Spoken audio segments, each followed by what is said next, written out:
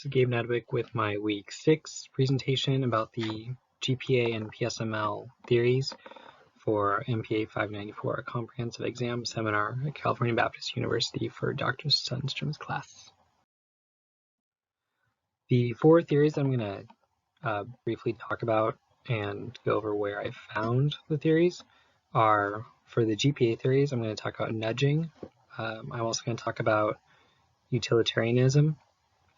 For PSML, I'm going to talk about McClellan's theory of needs and also leader-member exchange, or LMX. So my two general public administration theories, the first one is nudging. This was a theory that we went over in the public policy analysis class. I think that was 570. But the idea of nudging, and why I think it kind of relates to general public administration, is the idea is that it offers a slight suggestion, and that can relate to people making certain decisions that the organization or agency or government wants them to make. The example that we had talked about in class that I remember, and also one that I'll reference in a video that I watched also, is the idea of auto signups and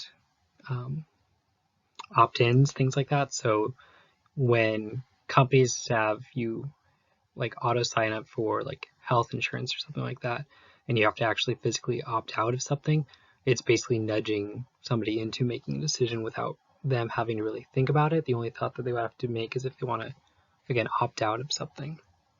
The other public administration theory that I'm going to touch on here is utilitarianism. And this is one that we talked about in our legal and ethical issues 580. And this theory is, well, again, why I think it relates to public administration generally, or general public administration, is because it's the moral theory that focuses on the results or consequences of the actions, and the intent is basically irrelevant. It's to always act to produce the greatest good for the greatest number of people. And the principle of utility that they talk about in one of the crash course videos is the principle of utility. It's this benevolent. It's basically this idea of acting as a benevolent, disinterested being. You're basically again looking out for the greatest good for the highest number of people, which again relates to public administration, because it's kind of what, as public administrators, we do. We're kind of looking out for those the greatest good. And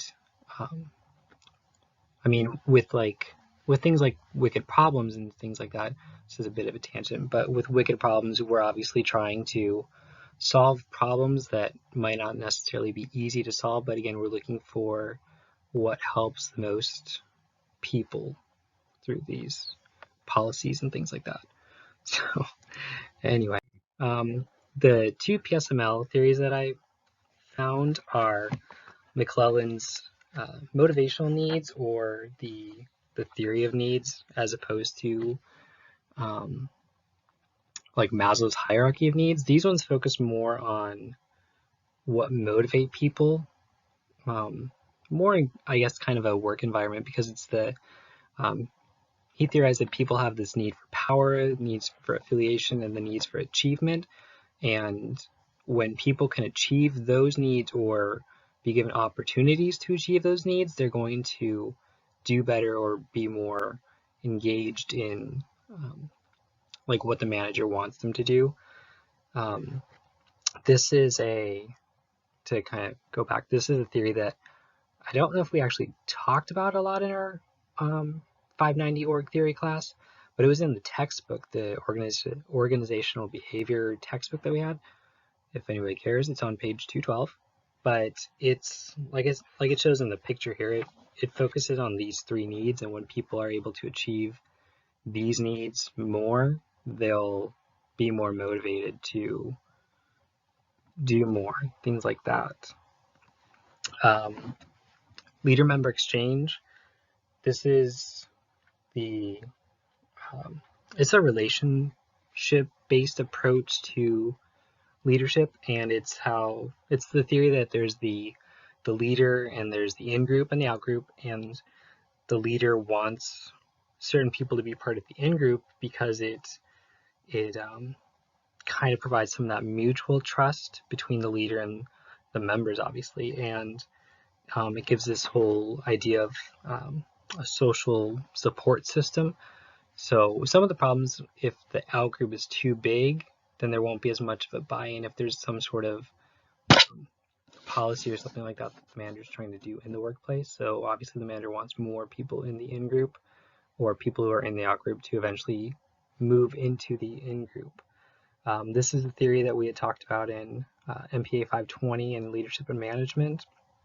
And we had, I think there was a handout that we had gotten about the LMX theory.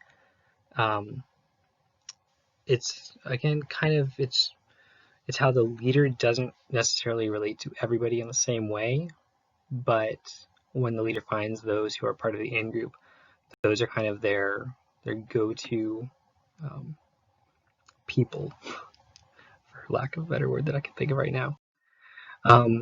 So where I got the some of the information for the theories that I found, most of the things I'm going to reference here are just YouTube videos because they were quick and easy to find, but I also put which class we talked about them.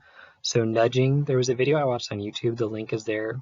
So if you want to copy down or whatever, it's a video by Folded Corner.